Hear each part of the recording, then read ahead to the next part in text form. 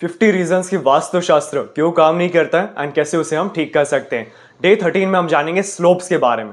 Slopes का basic मतलब क्या है? जो ढलान है उसको हम स्लोप्स कहते हैं। यानी घर का जो एलिमेंट्स है, यानी 5 एलिमेंट जैसे जल, अग्नि, वायु, पृथ्वी और आकाश, ये 5 एलिमेंट्स बेसिकली आपके स्लोप्स को डिसाइड करते हैं। यानी जो जल तत्व है उस तरफ नीच होना चाहिए, मतलब नीचे होना चाहिए, और जो पृथ्वी तत्व है, जो बड़े बड़े माउंटेन्स है वो हाइटेड है, तो जहाँ अर्थ एलिमेंट है वह उस दिशा को आपको हाइट करना जरूरी है।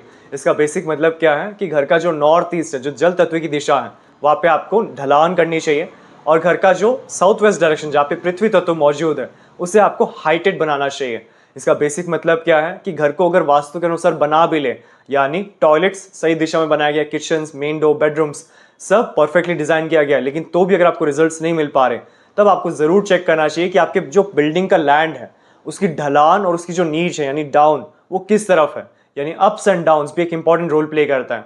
बेसिकली जो 5 एलिमेंट का फ्लो है वो है तो क्लॉकवाइज, लेकिन जो एनर्जीज का फ्लो है जैसे वो नॉर्थ ईस्ट की तरफ आता है वो स्लाइटली डाउनवर्ड्स होता है, एंड जैसे जैसे वो क्लॉकवाइज आगे मूव ऑन करता है साउथ वेस्ट की तरफ, वो ऊंचा हो जाता है। तो ये जो फ्लो ऑफ एनर्जीज है ये आपके प्लॉट में भी सही होना चाहिए। यानी अगर आपके घर में स्लोप्स या फिर जिसको हम ढलान कहते हैं, अगर वो सही तरीके से बनाया नहीं है, तब वो भी आपको प्रॉब्लम्स देगा। यानी पंच तत्व के जो एनर्जीज है वो इम्बैलेंस हो जाएगा। और सबसे वर्स्ट कब माना जाता है कि नॉर्थ ईस्ट अगर हाइटेड है और साउथ वेस्ट नीचे है, तब वो और ज्यादा प्रॉब्लम क्रिएट करेगा। यानी घर का जो पृथ्वी तत्व है वो काफी ज्यादा इम्बैलेंस हो जाएगा। स्लोप की बात करें तो आप लगभग 2 इंचेस 3 इंचेस के आसपास आप उसे हाइटेड कर सकते हैं।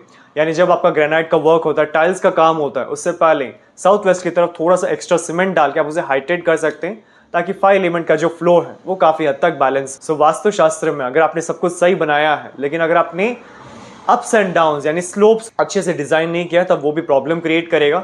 यानी 5 एलिमेंट का जो फ्लो है वो इम्बैलेंस हो जाएगा। इसे बैलेंस करने के लिए आपको साउथ वेस्ट में कुछ भारी सामान, वेटेड सामान, या उसको हाइट क्रिएट करने के लिए एक्स्ट्रा रूम्स या एक्स्ट्रा लगेज स्टोरेज इस टाइप का बनाना जरूरी है, ताकि 5 एलिमेंट का फ्लो बैलेंस रहे।